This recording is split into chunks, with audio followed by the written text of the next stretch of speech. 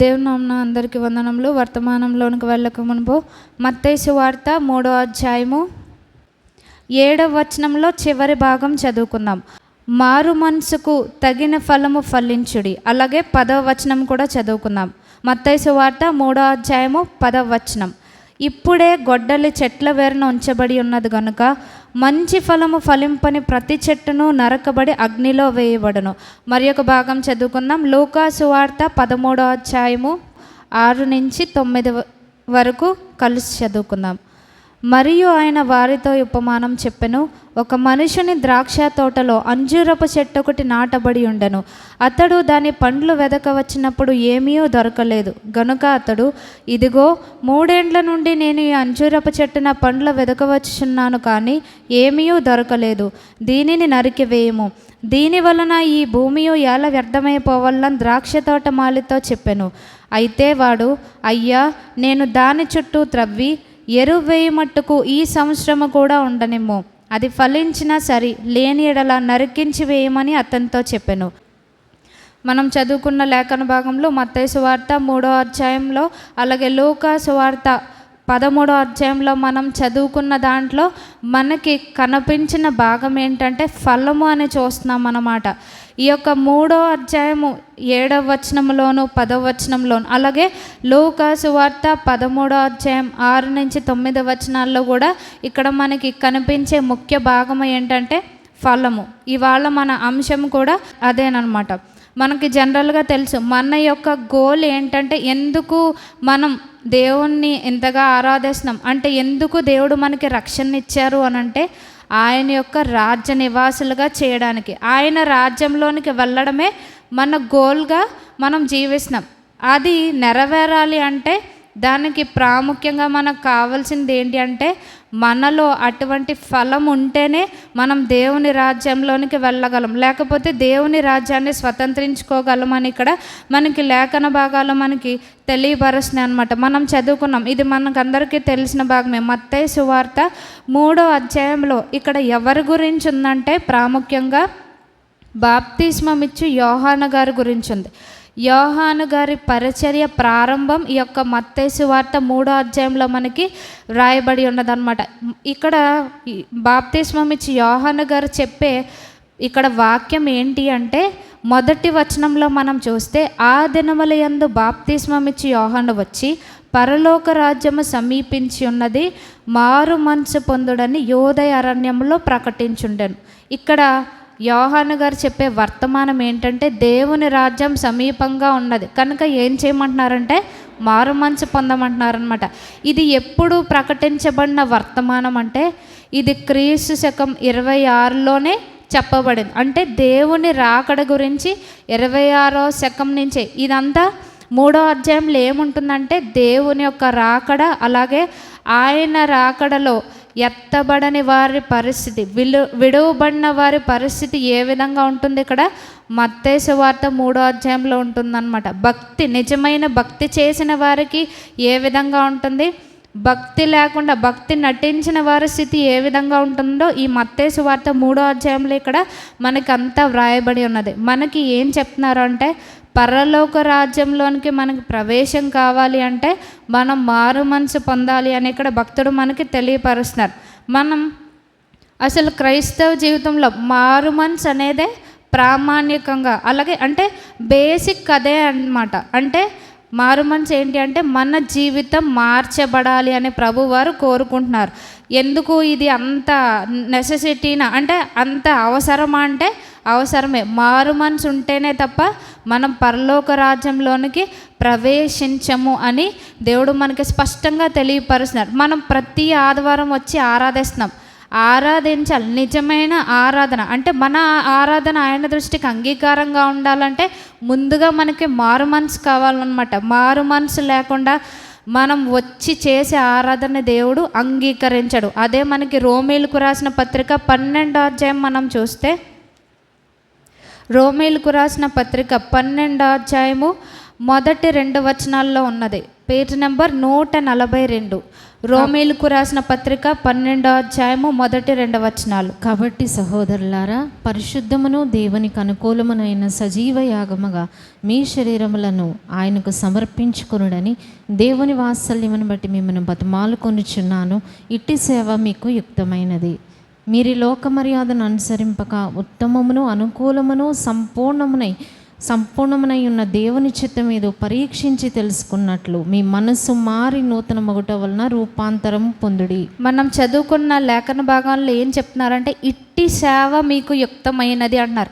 ఇక్కడ సేవ అంటే ఆరాధన అన్నమాట. మన ఆరాధన యుక్తమైనదిగా దేవుడు అంగీకరించేదిగా ఉండాలి అంటే 2వ వచనంలో ఉంది ఏ విధంగా ఉండాలో. అదంతా ఒక్క మొక్కలో చెప్పారు. మీ మనస్సు మారి నూతన మగుట వలన. అంటే నూతనం అవ్వడం అంటే ఏంటి అంటే పాతది విడిచిపెట్టడం. అప్పుడే మన ఆరాధన ఆయన దృష్టికి అంగీకారంగా ఉంటుంది. మనం ఆదివారం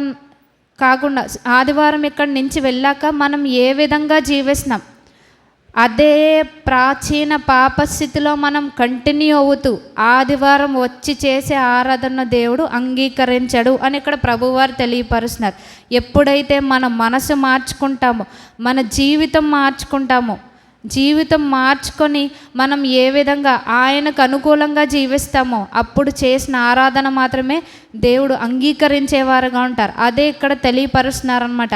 కాకపోతే యోహాను గారు ఇంకా స్ట్రాంగ్గా చెప్తున్నారనమాట ఇక్కడ మారు మనసు అనే దాని గురించి. సో ఈ దినం మనం చూస్తే మనం జనరల్గా మారు మనసు అని అంటే ఇంగ్లీష్ బైబిల్లో చాలా క్లియర్గా ఉంటుందన్నమాట. యాంప్లిఫైడ్ వెర్షన్లో ఏముంటుందంటే మన యొక్క ఆలోచన విధానాన్ని మనం మార్చుకోవాలంట. అంటే ప్రతిదీ కూడా మన ఆలోచన నుంచే స్టార్ట్ అవుతుంది. మనం ఏ విధంగా ఆలోచిస్తామో అదే విధంగా మనం తయారవుతాం. సో మన ఆలోచన విధానం మార్చబడాలి అని. ఇంతవరకు మనం శరీరానుసారంగా లోకానుసారంగా మనం ఆలోచించుకుంటూ ఉన్నాం. కానీ ఈ దినాన్ని నుంచి మనం ఏ విధంగా దేవుడు ఏ విధంగా ఉండాలని మనల్ని కోరుకుంటున్నారో ఆయన సంకల్పమైనదో ఆ విధంగా మన ఆలోచనలు ఉండాలని ప్రభువారు కోరుకుంటున్నారు. అలాగే ఇంకా మారు మనసులోనికి వచ్చేది ఏంటంటే మన గత పాపముల గురించి చింత మనకు ఉండాలన్నమాట. అంతేగాని మనం అనేకసార్లు ఏం చేస్తామంటే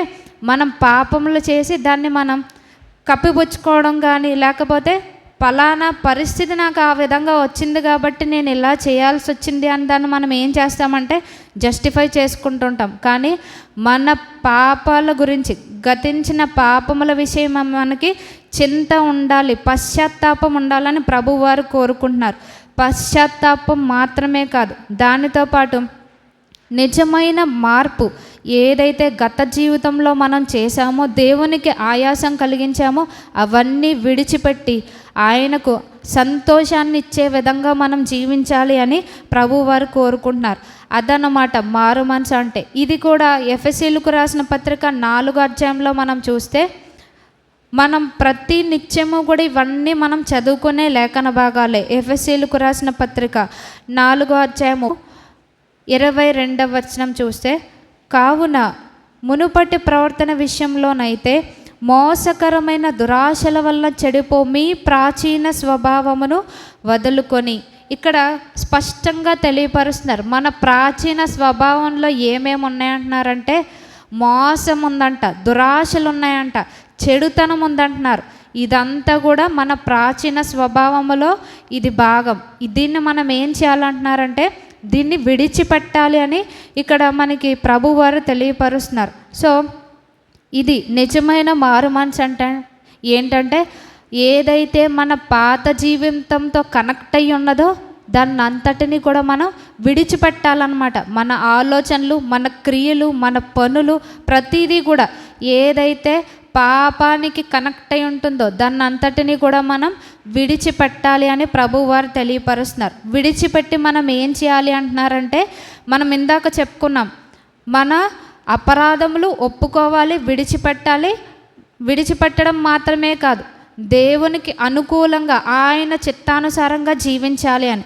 మీ చిత్తవృత్తి యందు నూతన పరచబడిన వారై 24వ వచనం, నీతియు యథార్థమైన భక్తియు గలవారై దేవుని పోలికగా సృష్టింపబడిన నవీన స్వభావమును ధరించుకోవాలి అని తెలియపరుస్తున్నారు. ఈ విధంగా ధరించుకొని మనం చేసే ఆరాధనే ఆయన దృష్టికి అంగీకారంగా ఉంటుందని ఇక్కడ ప్రభువారు మనకి తెలియపరుస్తున్నారు. మనం చెప్పుకున్నాం, మొదటిగా మారు మనసు ఉండాలి అని తెలియపరుస్తున్నారు. మనం మారు మనసు పొందాము అని చెప్పుకుంటున్నాం, కానీ అనేక విషయాల్లో 99% మన యొక్క మనసు ఇంకా ప్రాచీన పాపస్థితిలోనే ఉన్నదన్నమాట. మనకు తెలిసిపోద్ది మన క్రియల ద్వారా, మన పనుల ద్వారా.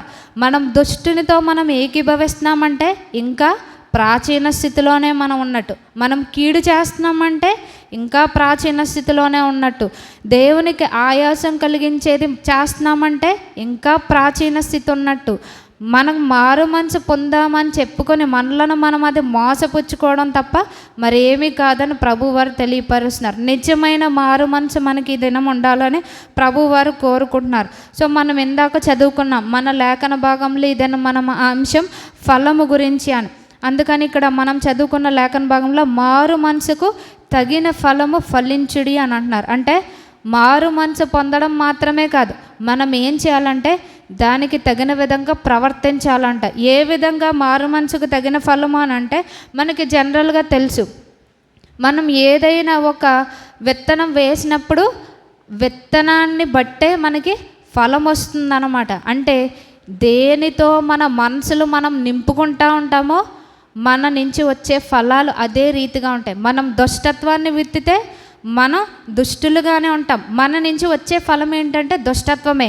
అలాగే మనం కీడును విత్తితే మనకి వచ్చే ఫలం ఏంటంటే కీడే. మనం చెడుతనం విత్తితే మనం ఫలించే ఫలం చెడుతనమే అవుతుంది. సో ఇక్కడ ఏమంటున్నారు అంటే మారు మనసుకు తగిన ఫలం ఫలించండి అని అంటున్నారు. మారు మనసు పొందుకున్నామని చెప్పుకోవడం కాదు, కానీ అది మన బ్రతుకుల్లో చూపించాలని ప్రభువారు కోరుకుంటున్నారనమాట.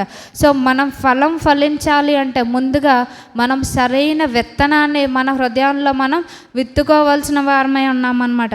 ఇక్కడ ప్రభువారు తెలియపరిచేది ఏంటి అంటే ఇక్కడ మనం చదువుకున్నాం మారు మనసుకు తగిన ఫలము అని ఉంది. ఇంగ్లీష్ బైబిల్ ఇంకా ఏముంటుందంటే కన్సిస్టెంట్ అనే ఒక పదం ఉంటుందన్నమాట. అంటే ఫలం ఇంకా మన మరణ పర్యంతం వరకు కూడా అది ఫలిస్తూనే ఉండాలన్నమాట. ఇవాళ నేను ఫలించాను కాబట్టి ఇంకా నేను ఫలించాల్సిన అవసరం లేదని అనుకుంటే కుదరదన్నమాట.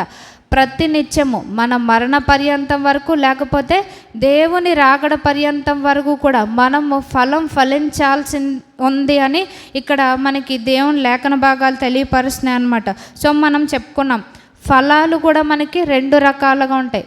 ఏంటి అంటే మన శరీరాన్ని బట్టి మనం విత్తినప్పుడు మనకి శరీరానుసారమైన ఫలములు వస్తాయి. మనం ఆత్మానుసారంగా విత్తితే ఆత్మానుసారమైన ఫలములు వస్తాయి అన్నమాట. ఇక్కడ ప్రభువారు మనకి సింపుల్గా ఫలం ఫలించుడి అని అనట్లేదు. అందుకని 10వ వచనంలో కూడా ఏం చెప్తున్నారంటే మనం చదువుకున్నాం మంచి ఫలము ఫలింపని ప్రతి చెట్టును అని. అంటే ఏ ఫలం పడితే అది ఫలించడం కాదు, మంచి ఫలం ఫలించాలి అని ప్రభువారు తెలియపరుస్తున్నారు. ఎందుకంటే మనం అన్నీ చాలా తెలివిగా ఆలోచిస్తామని ప్రభువారు తెలుసు కాబట్టి చాలా క్లియర్గా మన కోసం రాయించారనమాట. ఏ ఫలం పడితే ఆ ఫలం కాదు, మంచి ఫలాలు ఫలించాలి అని ఇక్కడ మనకి ప్రభువారు తెలియపరుస్తున్నారు. అందుకని స్పష్టంగా ఏమన్నారంటే మారు మనసుకు తగిన ఫలము అని అంటున్నారు. మనం ఎప్పుడు మారు మనసుకు తగిన ఫలం ఫలించగలమంటే ఎప్పుడైతే సరైన విత్తనాన్ని మనలో మనం వేసుకుంటూ ఉంటామో. అంటే విత్తనం అంటే దేన్ని మనం చెప్పుకోవచ్చు అంటే మనకి వాక్యంలోనే ఉంది. విత్తనము అంటే ఏంటంటే దేవుని వాక్యం అని మనకి స్పష్టంగా రాయబడింది. ఇంకా మనం క్లియర్గా తెలుసుకోవాలి అంటే ఫిలిప్పీలకు రాసిన పత్రిక 4వ అధ్యాయం మనం చూస్తే 8వ వచనం, మెట్టుకు సహోదరులారా, ఏ యోగ్యత అయినను మెప్పైనను ఉండినీడలా ఏవి సత్యమైనవో, ఏవి మాన్యమైనవో, ఏవి న్యాయమైనవో, ఏవి పవిత్రమైనవో, ఏవి రమ్యమైనవో, ఏవి ఖ్యాతి గలవో వాటి మీద ధ్యానముంచుకునడి. మనం చదువుకున్నాం ఇవన్నీ ఏంటంటే మనం ఎలా చెప్పుకోవచ్చు అంటే విత్తనాల్లో రకాలుగా చెప్పుకోవచ్చు. సపోజ్ మన దగ్గర మొబైల్ ఫోన్ ఉంటుంది ప్రతిరోజు. మనం ఏం చూస్తున్నాం అంటే దేనితో మన మనసులను మనం నింపుకుంటున్నాం అనేది మనం చూసేది ఒక విత్తనం లాంటిది అనమాట. అంటే ఇక్కడ మనం చదువుకున్న వాక్య భాగంతో దాన్ని పోల్చి చూసుకుంటే నేను చూసేది దేవుని దృష్టిలో యోగ్యమైనదేనా, మెప్పు కలిగించేదా, ఇది సత్యమైనదేనా, దేవుని గణపరిచేదా, ఇది పవిత్రమైనదా కాదా అని మనం వాక్యంతో సరిపోల్చుకోవాలి. మనం వింటున్నాం రకరకాల మాటలు మనం వింటాం. ఎక్కువగా మనం వినేది ఏంటంటే కొండలు వింటాం అన్నమాట. అంటే గాసిప్స్ వింటూ ఉంటాం. అప్పుడు విన్నప్పుడు మనం ఏం చేయాలంటే ఇది దేవుని దృష్టిలో కరెక్ట్ అయినదా కాదా అని మనం ఒకసారి మనం టెస్ట్ చేసుకోవాలని తెలియపరుస్తున్నారనమాట. అంటే మన మనసులో మనం వేసుకునే ఈ విత్తనాలు సరైనవా కాదా అని మనం ఏం చేయాలంటే వాక్యంతో పోల్చి చూసుకోవాలని ప్రభువారు తెలియపరుస్తున్నారు. అంటే మారు మనసుకు తగిన ఫలాలు ఫలించడం అంటే అది ఇప్పుడు ఏదో మనకి జనరల్గా ఏం చేస్తున్నారంటే అంటుకట్టి కొత్తవి త్వరగా ఫలాలు వచ్చే వాటిగా చేస్తున్నారు. అలాగ మన ఆత్మీయ జీవితం అలాగుండదు. ఎందుకంటే మనం ఫలం ఫలించాలి అంటే మనం చాలా సహనంగా ఓపికతో ఉండాలి. ఏది మనం విత్తుకుంటున్నామో ఎలాగ దాన్ని మనం ఇది చేసుకుంటున్నాం అనేది చాలా ప్రాముఖ్యమైనదని ప్రభువారు తెలియపరుస్తున్నారు. సో మనం వినే ప్రతి మాట అయినా, చూసే ప్రతిదైనా, చేసే ప్రతిక్రియ అయినా సరే ఏ విధంగా ఉన్నది, అది దేవుని దృష్టిలో సరైనదా కాదా అని మనం దేవుని యొక్క వాక్యంతో సరిపోల్చి చూసుకోవాలని ప్రభువారు తెలియపరుస్తున్నారు. ఇది నా మనసులో వేసుకుంటున్నానంటే ఇది సరైన విత్తనం కాదు కాబట్టి ఇది నాలో ఉండకూడదనే గ్రహింపు మనలో ఉండాలన్నమాట. ఆ విధంగా మనం ఉండాలి అని ప్రభువారు తెలియపరుస్తున్నారు. అలాగే ఇంకా అంటే ఇక్కడ మనం చదువుకున్నాం ఈ వచనంలో ఏవి యోగ్యమైనవో మెప్పైనవో వాటి మీద ధ్యానం ఉంచుకొనుడి అని ఉంది. ఇంగ్లీష్ బైబిల్లో ఏముందంటే మీ మనసులను వీటితో నింపుకోండి, సత్యమైన వాటితో నింపుకోండి, పవిత్రమైన వాటితో నింపుకోండి అని ఉంటుందన్నమాట. అంటే మనం ఏం తింటున్నామో ఏది మన లోపలికి వెళ్ళి మన బాడీలో పని జరిగేస్తుందో, మన కంటి ద్వారా మనం చూసే, మన చెవుల ద్వారా వినే, మన ఆలోచనలు అన్నీ కూడా మన యొక్క అంతరంగ పురుషుని ఆ విధంగా మౌల్ చేస్తుంది అన్నమాట. సో మనం మారు మనసుకు తగిన ఫలాలు ఫలించాలి అంటే మనం ఈ విధంగా మనం చేసే వాటిలో ఏదైనా దేవునికి ఇష్టంగా ఉందా లేకపోతే ఇష్టం లేనిది ఉందా అన్నది మనలను మనం పరీక్షించుకోవాలన్నమాట. ఇంకా ప్రభువారు మనకి తెలియపరిచేది ఏంటి అంటే మనం జనరల్గా ఏది ఇష్టపడతామంటే ఏదైతే దేవునికి బాధ కలిగించేవిగా ఉంటావు వాటితోనే మన హృదయాలను మనం నింపుకుంటూ ఉంటామన్నమాట. సో మనం ఈ దినం ఏం చేయాలంటే అటువంటి వాటితో మనం నింపుకోకూడదు అని ప్రభువారు మనకి తెలియపరుస్తున్నారు. మనం ఏం చేస్తామంటే జనరల్గా చెడ్డ వాటితో మనలను మనం నింపుకుంటూ మంచి వాటి కొరకు మనం ఎదురు చూస్తాం. అందుకని మత్తయి సువార్త 7వ అధ్యాయంలో ప్రభువారు తెలియపరిచిన ఇంకొక మాట ఏంటంటే 16వ వచనం మనం చూస్తే వారి ఫలము వలన మీరు వారిని తెలుసుకుందరు. ముండ్ల పొదలలో ద్రాక్ష పండ్లనైనను పల్లేరు చెట్లను అంజూరపు పండ్లనైనను కోయుదురా. మనం జనరల్గా ఏం విత్తుకుంటూ ఉంటామంటే ఇది స్వయాన యేసుక్రీస్తు వారు చెప్పిన మాటలు అనమాట. ముండ్ల పొదలు పల్లేరు చెట్లు అని అంటున్నారనమాట. అంటే మన స్వభావం అలాంటిది, మనం అలాంటి విత్తుకుంటూ ఉంటాం. కానీ మనం ఏం ఆశిస్తామంటే ఇక్కడ ఏమని ఉందంటే ద్రాక్ష పండ్లు, అంజూర పండ్లు మనం ఆశిస్తామంట. కానీ మనం ఏది విత్తుతామో అదే పంటను మనం కోస్తామని దేవుని వాక్యం స్పష్టంగా మనకి బయలుపరుస్తుంది. అందుకని మనం ఏం చేయాలంటే సరైన వాటితో మన హృదయాలను మనం నింపుకోవాలి. అదే మారు మనసులో ఒక భాగమని ప్రభువారు మనకి తెలియపరుస్తున్నారు. ఇదేమీ పెద్ద మర్మంగా దేవుడు రాయించలేదన్నమాట. అన్నీ కూడా చాలా సింపుల్గా మనకి దేవుని వాక్యం ద్వారా మనకి బయలుపరచబడుతుంది. మనం ఏం చేయాలి అంటే సరైన వాటితో మన హృదయాలను నింపుకోవాలని ప్రభువారు తెలియపరుస్తున్నారు. అలాగే మనం చదువుకున్నాం ఈ మత్తయి సువార్త 7వ అధ్యాయంలో ఇంకా మనకి ఏం తెలియపరుతుందంటే మన ఫలములు మన యొక్క వాస్తవ స్థితిని తెలియపరుస్తుందని ఇక్కడ ఉంది. ఇక్కడ ఏంటంటే మనం చదువుకున్నాం వారి ఫలముల వలన వారిని తెలుసుకుందరు అని. అంటే ఫలాన్ని బట్టి అది మంచిదా చెడ్డదా అనేది డిసైడ్ అయిపోతుంది అనమాట. అలాగా మనం సరైన వాళ్ళమా కాదా అని ఎవరు నిర్ణయిస్తారంటే మన నుంచి వచ్చే ఫలము నిర్ణయిస్తుంది అనమాట. అంటే మన పనులు, మన క్రియలు, మన ఆలోచనలు, మనం ఏ విధంగా ఉంటున్నామనేది మనం మంచి వాళ్ళమా చెడ్డవాళ్ళమా అని మనకు అక్కడ నిర్ణయం అయిపోతుంది అనమాట. అందుకని ఇక్కడ ఏమంటున్నారు అంటే, అలాగుననే ప్రతి మంచి చెట్టు మంచి ఫలములు ఫలించును, పనికి మాలిన చెట్టు కాని ఫలములు ఫలించును. సో ప్రభువారు కూడా ఇక్కడ స్పష్టంగా ఏం చెప్తున్నారంటే, మంచి చెట్టు పనికి మాలిన చెట్టు అంటున్నారు అనమాట. మనం ఏ ఫలాలు ఫలిస్తున్నాం అనేది మనకి దేవునికి స్పష్టంగా తెలుసు, ఎవరు చెప్పక్కర్లేదు. ఎందుకంటే మనం మనుషులు ఎదుట నటిస్తూ ఉంటాం అన్నమాట.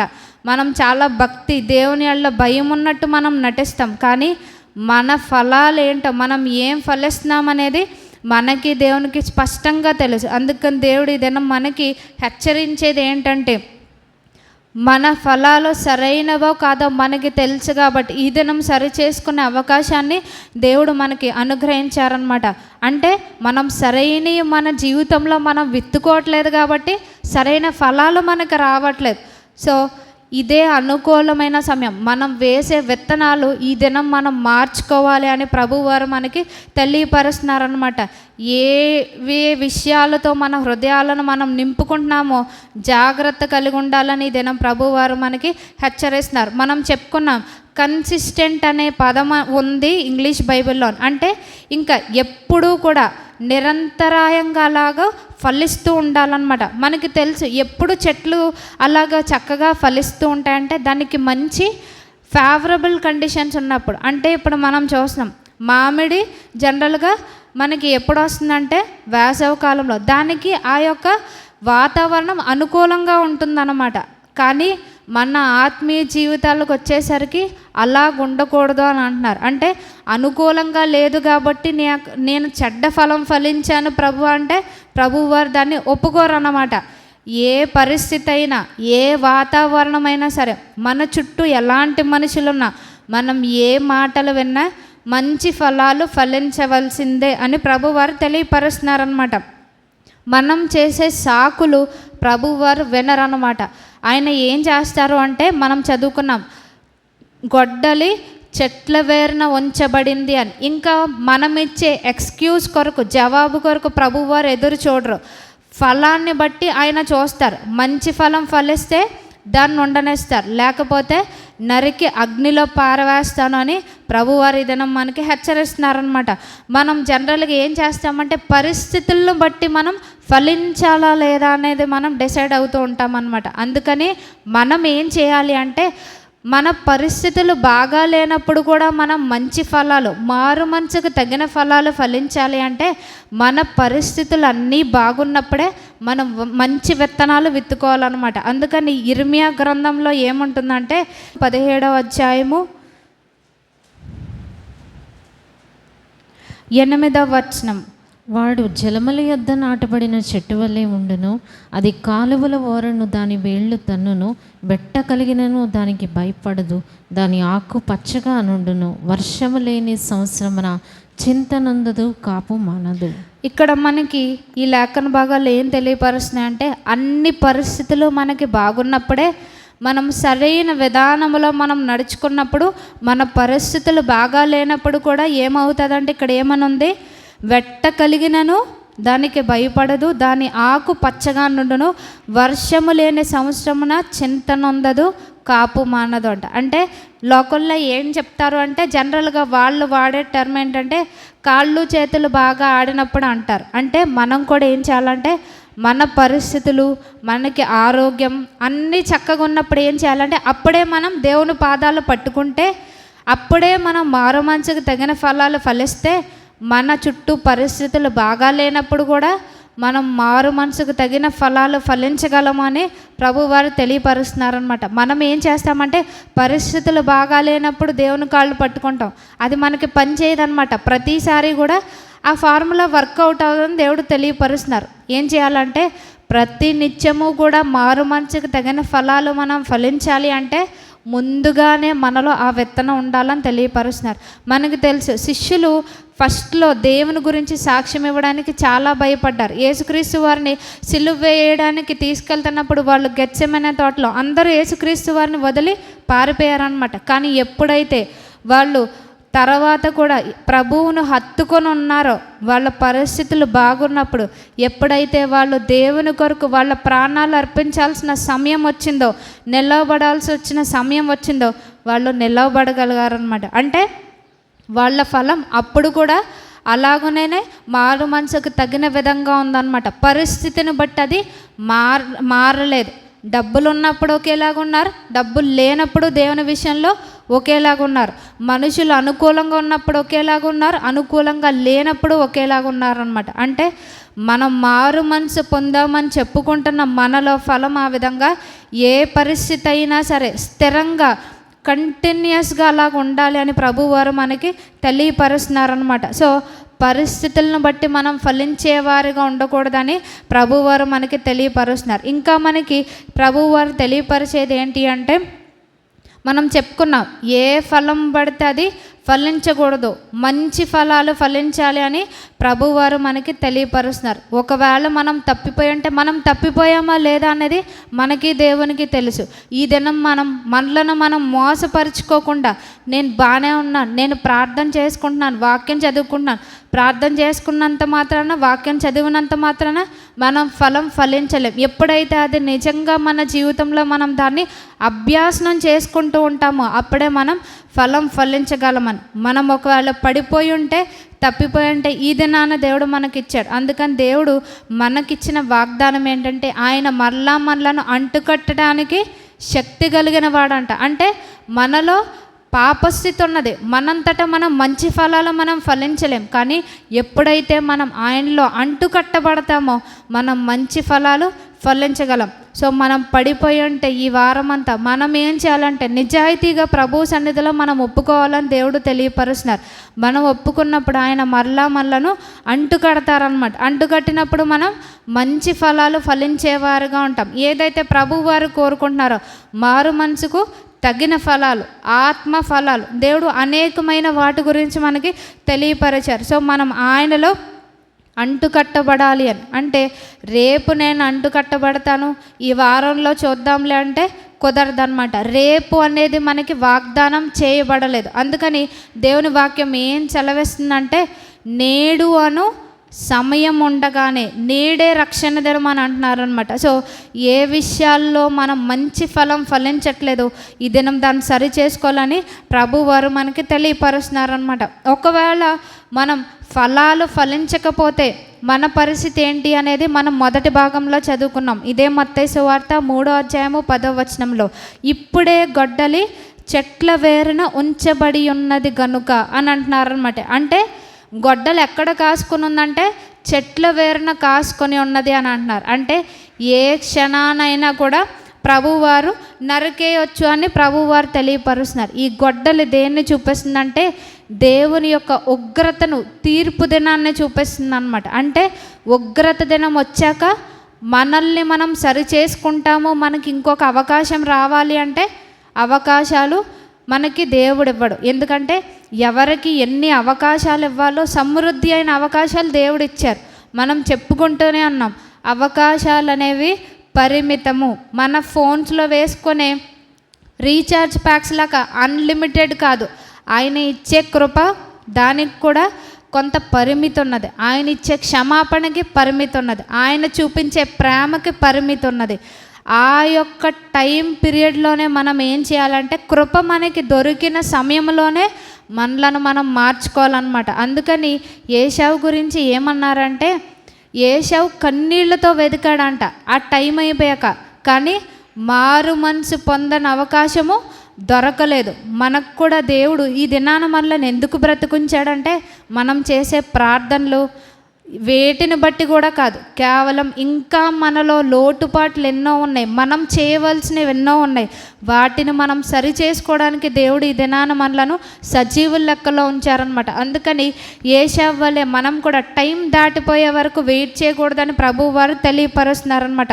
మనం చెప్పుకున్నాం, దేవుని గొడ్డలి చెట్ల వేరున ఉంచబడి ఉన్నది అని. సో ఆ యొక్క ఉగ్రత మనం తప్పించుకోవాలి అంటే మనకున్న ఒకే ఒక్క మార్గం, అది తప్ప వేరే మార్గం లేదనమాట. ఏ విధమైన షార్ట్ కట్స్ లేవు, మంచి ఫలాలు ఫలించవలసిందే. సో మనం ఏం చేయాలి అంటే, ఎంతవరకు మనం ఫలించకపోయినా ఈ దినాన దేవుడు మనకు అనుగ్రహించాడు కాబట్టి మన జీవితాలు సరి చేసుకోవాలని, మన మైండ్లో అంటుకట్టబడాలని ప్రభువారు కోరుకుంటున్నారు. సో మనం ఇంకా ఏం చేయాలి అని అంటే, మనం జనరల్గా అనుకోవచ్చు ఫలం ఫలించకపోయినా పర్వాలేదేమో అని. అంటే మనం దేవుని కంటే ఒక్కోసారి చాలా తెలివైన వాళ్ళగా మనం ఆలోచిస్తాం. అందుకని లోకాసు వార్తలో మనం చెప్పుకున్నాం, అంజూర ఫలానికి ఫలాలు లేవంట. యజమాని నరకేమన్నప్పుడు ఆ తోటమాలు ఏమన్నారు, ఇంకా ఈ 1 సంవత్సరం ఛాన్స్ ఇవ్వండి అని అన్నారు. సో ఫలం ఫలించకపోయినా నరకబట్టం తప్పదు, మంచి ఫలాలు ఫలించకపోయినా నరికివేయబట్టం తప్పదు అని ప్రభువారు తెలియపరుస్తున్నారు. ఈ ఉగ్రత మనం తప్పించుకోవాలి అంటే మనం ఫలాలు ఫలించాలి. ఎన్ని సంవత్సరాల నుంచి మన విశ్వాస జీవితంలో ఉంటున్నాము అన్నది మ్యాటర్ కాదు. ఎన్ని సంవత్సరాలు మనం ఉన్నా ఫలాలు ఫలించకపోతే దేవుడు ఏమంటే నువ్వు పనికిమాలిన చెట్టు అని అంటున్నాడు, నా గురించి మీ గురించి. సో మనం పనికిమాలిన చెట్టు వలె ఉండకూడదని ప్రభువు వారు కోరుకుంటున్నారు. అలాగే చెడ్డ ఫలాలు ఫలించే చెట్టుగా మనం ఉండకూడదని ప్రభువు వారు కోరుకుంటున్నారనమాట. సో మనం ఇందాక చెప్పుకున్నాం, మంచి ఫలాలు ఫలించాలి, అది కూడా ప్రతినిత్యము ఫలించాలి అని. ఎందుకు ప్రతినిత్యం ఫలించాలి అంటే, ఎప్పుడైనా తోట యజమాని ఫలాల గురించి ఆయన చెక్ చేయడానికి రావచ్చు. అంటే ఆ యొక్క చెక్కింగ్ ఏ విధంగా ఉంటుందంటే, అది మన మరణమైనా కావచ్చు, దేవుని యొక్క రాకడైనా కావచ్చు. సో ఆయన వచ్చినప్పుడు మనం ఫలం ఫలించకపోతే, మనకి తెలుసు ఫలాలు లేని అంజూరపు చెట్టుని ప్రభువారు ఏం చేశారు అంటే శపించారన్నమాట. అంటే ఆయన చెక్ చేసే టైంకి మనం ఆకులతో కనబడితే ఉపయోగం ఉండదు, ఫలాలు ఫలించాలి అని ప్రభువారు మనకి తెలియపరుస్తున్నారు. మనం ఇంతవరకు చెప్పుకున్నాం ఫలము ఫలము ఫలం అని. అసలు ఫలం అంటే మన క్రియలే అన్నమాట. అంటే మనం ఏదైతే చేస్తున్నామో దాన్నే మనం ఫలంగా చెప్పుకోవచ్చు అన్నమాట. దీనికి ఎంత శక్తి ఉన్నది అంటే, ఈ ఫలానికి మన జీవితాన్ని మార్చివేసే శక్తి ఉందన్నమాట. ఏ విధంగా అంటే, మనం ప్రకటన గ్రంథం చూస్తే, ప్రకటన గ్రంథము 14వ అధ్యాయము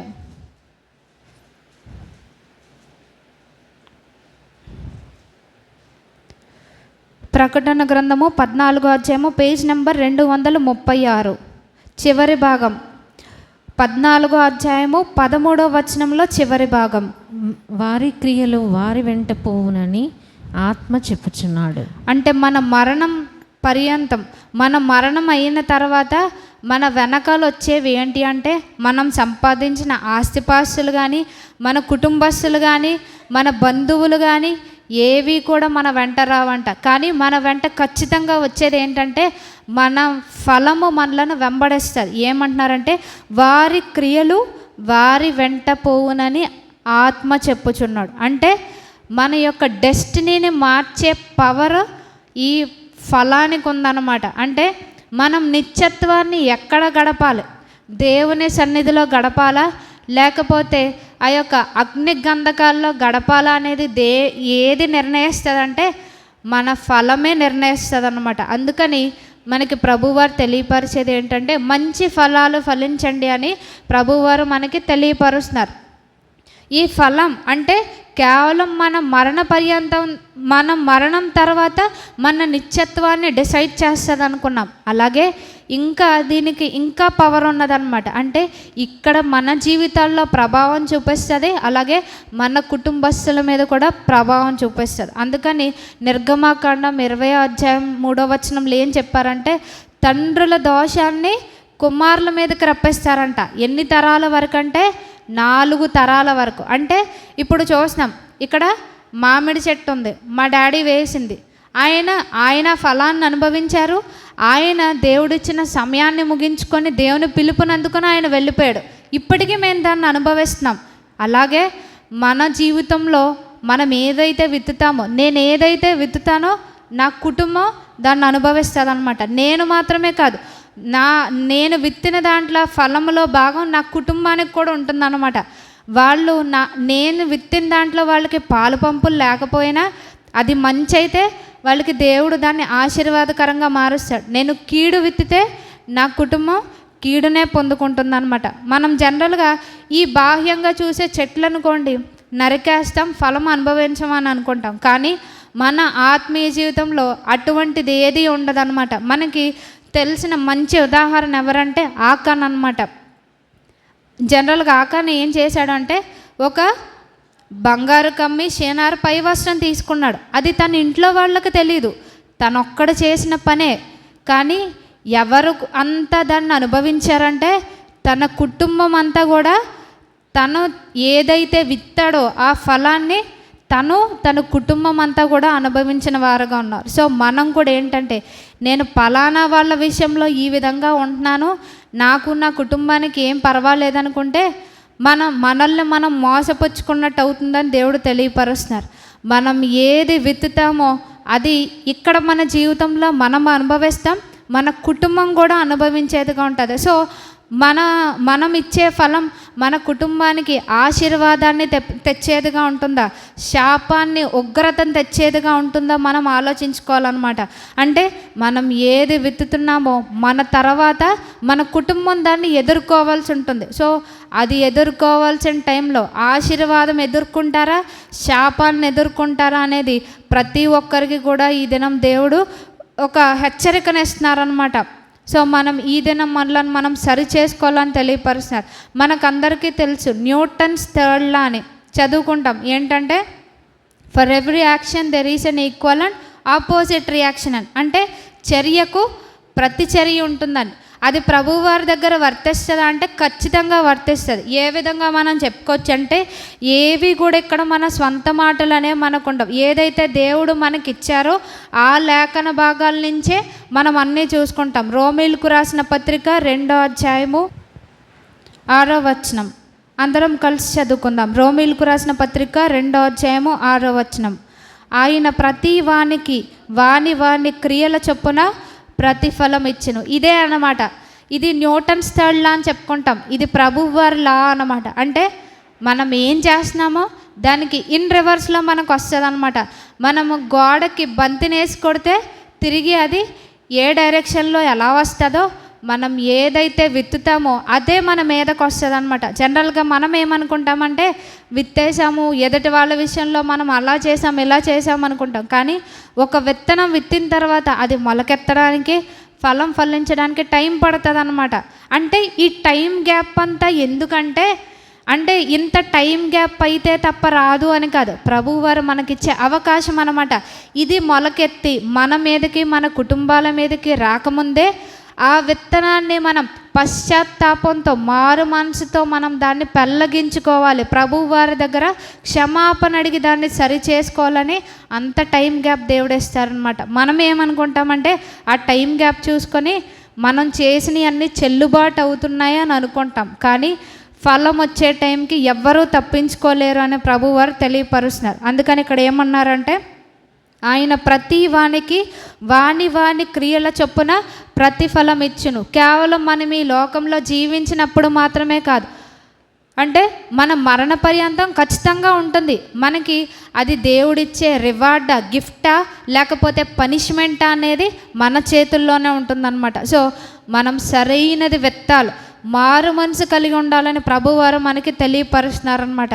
మనం చెప్పుకున్నాం ఇది క్రీస్తు శకం 26లోనే చెట్ల వేరున గొడ్డలి ఉంచబడిందని అప్పుడే యోహాను గారు తెలియపరిచారు. అంటే ఇప్పటికీ మనకి ఎంతో సమయం గడిచిపోయింది, అంటే దేవుని రాకడ ఎంతో సమీపంగా ఉన్నది. అందుకని ఏమంటున్నారు, ఆయన ద్వారం వద్దనే ఉన్నారంట. ఎందుకు ఆలస్యం చేస్తున్నారంటే మన జీవితాలను మార్చుకోవడానికి ప్రభువారు ఆలస్యం చేస్తున్నారు. సో గొడ్డలి మన జీవితంలో రంగంలోకి దిగకముందే మనం ఏం చేయాలంటే మనం రంగంలోకి దిగాలి. ఏ విధంగా అంటే మన మనసును మార్చుకోవడం ద్వారా అన్నమాట. అంటే గొడ్డలి పని చెప్పకముందే గొడ్డలి మనల్ని నరికివేసే సమయం వరకు మనం వెయిట్ చేయకూడదు. మనం ఏదైతే విత్తామో మనంతట మనం దేవుని సహాయంతో దాన్ని ఒప్పుకున్నప్పుడు అవన్నీ కూడా దేవుడు తొలగించేవారుగా ఉంటారు. ఆ పరిణామం మనము మన కుటుంబస్తులు కూడా తప్పించుకోవచ్చు అన్నమాట. మనం ఇప్పుడు ఆలస్యం చేస్తే కనుక దేవుడు మన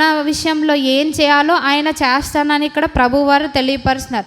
అందుకని ఈ దినం దేవుడు మనకిచ్చే హెచ్చరిక ఏంటంటే ఇదే రోమీలకు రాసిన పత్రిక 2వ అధ్యాయం 4వ వచనంలో ఏమంటున్నారంటే లేదా దేవుని అనుగ్రహము మారు మనసు పొందుటకు నిన్ను ప్రేరేపించినదని ఎరగక ఆయన అనుగ్రహ ఐశ్వర్యమును సహనమును దీర్ఘశాంతమును తృణీకరించుదువా. ప్రతిదినము దేవుడు మన పట్ల ఆయన అనుగ్రహం చూపిస్తున్నారు. ఏ విధంగా అంటే, నేను ఒక చిన్న ఎగ్జాంపుల్ చెప్తున్నాను.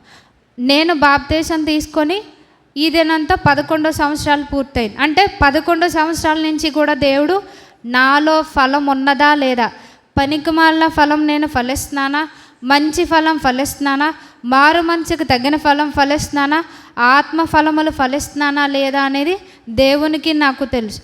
దేవుడు చూస్తున్నాడు అనమాట 11 సంవత్సరాల నుంచి. ఆ విధంగా ఇక్కడ ఉన్న అనేక మంది కూడా విశ్వాస జీవితంలో ఉన్నవారే, అలాగే దేవుణ్ణి బాల్యం నుంచి ఎరిగిన వారే ఉన్నారు. కానీ ఏ సమయాన గొడ్డలి నరికివేస్తుందో మనకి తెలియదు కనుక గొడ్డలి నరికివేయబడక మునిపే మన జీవితాలను మనం మార్చుకోవాలని ప్రభువారు తెలియపరుస్తున్నారు అనమాట. మనం చదువుకున్నాం మత్తయి సువార్త 3వ అధ్యాయంలో. అక్కడ యోహాను గారు ఎవరితో ఏమంటున్నారంటే, అక్కడికి ఎవరు వచ్చారంటే బాప్తీసం తీసుకోవడానికి పరిసయ్యులు సద్దూకయ్యులు వచ్చారంట. వాళ్ళని చూసి యోహాను గారు ఏమన్నారంటే సర్ప సంతానం అన్నారు. యాక్చువల్గా ఈ పరిసయ్యులు అంటే ఎవరంటే, అక్కడ ఆ యొక్క మోషే ధర్మశాస్త్ర గ్రంథాన్ని అవపోసన పట్టిన వాళ్ళు అనమాట. అంటే నిద్ర నుంచి లేపిన వాళ్ళు ఏదైనా చెప్పగలరు. వాళ్ళ యొక్క ఆచారాల్ని అంత స్ట్రిక్ట్గా పాటిస్తారనమాట అటువంటి పరిసయ్యులు. అలాగే సద్దూకయ్యులు ఎవరంటే, అక్కడ మనకిక్కడ హైకోర్టు ఎలాగో అక్కడ సన్హెడ్రిన్ సభ అనేది ఒకటి ఉంటుంది యూదులకి. అంటే వాళ్ళు ఏం చేస్తారంటే రాజకీయాల్లోనూ అలాగే వీటన్నిటినీ కూడా మనకి క్యాబినెట్ మినిస్టర్స్ ఎలాగో సద్దూకయ్యులు అలాంటి వాళ్ళు అనమాట. అంటే వాళ్ళకు కూడా లాస్ బాగా తెలుసు, ఏది దేవుని యొక్క దేవుడిచ్చిన ఆజ్ఞ కట్టడ అనేది వీళ్ళకి కూడా బాగా తెలుసు అనమాట. అంటే ఇంటర్నేషనల్ స్పీకర్స్ టైప్ అనమాట. వీళ్ళని యోహాను గారు ఏమంటున్నారంటే సర్ప సంతానమా అని అంటున్నారు. అంటే వీళ్ళకి ఎంత వాక్యం తెలుసు కదా, వీళ్ళన్నిటిలోనూ 10వ వంతు ఇచ్చేస్తారు, ఇంత పర్ఫెక్ట్గా ఉపవాసం చేస్తారు. అంటే అయ్యేమి కుదరవమ్మా, మీరేం చేయాలి, మారు మనసుకు తగిన ఫలాలు ఫలించాలి అని అంటున్నారు. అక్కడ ఏం చెప్పారు యోహాను గారు అంటే, సర్ప సంతానమా, దేవుని ఉగ్రతను తప్పించుకోవడానికి మీకు ముందుగా హెచ్చరిక ఇచ్చిన వాడు ఎవడు అని అంటున్నారు. అంటే మనం వాక్యం చదివిన దాన్ని బట్టి కానీ మన ప్రార్థనా జీవితం ఏది మన ఫలాన్ని నిర్ణయించదు. ఏదైతే మన జీవితంలో మనం అభ్యాసనం చేస్తామో అదే మన ఫలాన్ని నిర్ణయిస్తుంది అనమాట. అంటే మనకి తెలుసు ఇక్కడ చేరవచ్చిన ప్రతి ఒక్కరికి ఈ వారమంతా మనం ఏ ఫలాలు ఫలించామో ఆ ఫలాలు దేవునికి అనుకూలంగా ఉన్నాయా లేదా అని ప్రతి ఒక్కరికి తెలుసు. కాని ఫలాలు అయితే మనం ఏం చేయాలంటున్నారంటే, ఇక్కడ మనకి దేవుడు మనకి ఎందుకు అవకాశం ఇచ్చారంటున్నారంటే, మనం చదువుకున్నాం ఆయన అనుగ్రహం ఏం చేస్తుందంట, మళ్ళీ మారు మనసు పొందడానికి ప్రేరేపిస్తుందంట. ఇంకేమని అంటున్నారు, అనుగ్రహ ఐశ్వర్యం, ఇంకా సహనం, దీర్ఘశాంతం. ఆయన ఎంతగా మనల్ని ఓర్చుకుంటున్నారంటే, మనం ఏదైనా మన ఇంట్లో వాళ్ళు ఒక చిన్న తప్పుడు పని చేస్తే మనం వెంటనే ఫైర్ అవుతాం. కానీ దేవుడు ఇంకా ఇంకా ఎందుకు ఓర్చుకుంటున్నారంటే, పనికిమాలిన ఫలాలు మానేసి మంచి ఫలాలు మనం ఇవ్వాలని ప్రభువారు ఓర్చుకుంటున్నారనమాట. కానీ మనం చేసేది ఏంటంటే 5వ వచనంలో ఉంది, నీ కాఠిన్యమును మార్పు పొందని నీ హృదయమును అనుసరించి ఉగ్రత దినమందు, అనగా దేవుని న్యాయమైన తీర్పు బయలుపరచబడు దినమందు నీకు నీవే ఉగ్రతను సమకూర్చుకొనుచున్నావు. సో ఎంత మనం వాక్యాలు వింటున్నాం, అన్నీ వింటున్నాం, మనం వాక్యం చదువుతాం. జనరల్గా మన చర్చిలో ఎలా అంటే వాక్యంలో ఫస్ట్ ముక్క చెప్తే చాలు, మిగిలింది అంతా కూడా పర్ఫెక్ట్గా చెప్తారు. అది కూడా ఫలానికి ఏమీ ప్రామాణికం కాదు అని ప్రభువారు తెలియపరుస్తున్నారు. మన హృదయ కాఠిన్యాన్ని దినం మనం తొలగించుకోవాలని, మనం ఉగ్రతను పొందుకోకుండా ఉగ్రతను సమకూర్చుకోకుండా మనం ఏం చేయాలంటే మన జీవితాలను మార్చుకోవాలని ప్రభువారు తెలియపరుస్తున్నారు. అందుకని ఏమంటున్నారంటే నేడే రక్షణ దినము అని అంటున్నారు. అంటే రేపు మనం ఉంటామో ఉండమో తెలియదు కాబట్టి ఈ దినానే మన జీవితాలను మనం సరి చేసుకోవాలని ప్రభువారు కోరుకుంటున్నారు. ఇంకేమంటున్నారంటే నేడు మీరు ఆయన శబ్దంను విన్నప్పుడు మీ హృదయాలను కఠినపరుచుకొని వద్దు అని అంటున్నారు. అంటే వింటాము, వాక్యాలు వినటంలో పర్ఫెక్ట్గా వింటాం, కానీ మన హృదయాలను నేను అలా లేనులే, నాలో ఆ స్వభావం లేదులే. ఇంకా మనం ఎక్కువగా ఉపయోగించే మాట ఏంటంటే, ఏదైనా విషయంలో నేను తప్పిపోయి ఉంటే, అంటే నాకు కూడా తెలియదు ప్రభా నేను ఎందులో తప్పిపోయానో, తెలిస్తే నీకే తెలియాలన్నట్టుగా అనమాట. సో అటువంటిది కూడా మనం విడిచిపెట్టాలని ప్రభువారు కోరుకుంటున్నారు. ఈ దినాన దేవుడు మనతో మాట్లాడుతున్నప్పుడు మన హృదయాలను కఠినపరుచుకొనుకోవద్దు అని ప్రభువారు తెలియపరుస్తున్నారు. నేడు అను సమయం ఉండగానే అని అంటున్నారు. ఇంకేమంటున్నారంటే ఆయన కాలం అందే, అంటే ఆయన దొరకని కాలం ఒకటి ఉన్నది, ఆయన దూరం అయ్యే కాలం ఒకటి ఉన్నది. అటువంటిది మన జీవితంలో రాకముందే మన బ్రతుకులు మార్చుకోవాలని తెలియపరుస్తున్నారు. మనం చదువుకున్నాం రోమేలుకు రాసిన పత్రికలో, ఇట్టి సేవ మీకు యుక్తమైనది అన్నారు. ఎప్పుడు మన ఆరాధన యుక్తంగా ఉంటుందంటే మారు మనసు ఉన్నప్పుడే, లేకపోతే మనం చేసే ఆరాధన వేస్ట్ అనమాట. అది టైం వేస్ట్ తప్ప ఇంకేదో ఉండదని ప్రభువారు తెలియపరుస్తున్నారు. సో మారు మనసు మనం పొందాలి అన్ని విషయాల్లోని ప్రభువారు తెలియపరుస్తున్నారు. అటువంటి కృపలు దేవుడు మనకు అనుగ్రహించును గాక. ఆమేన్.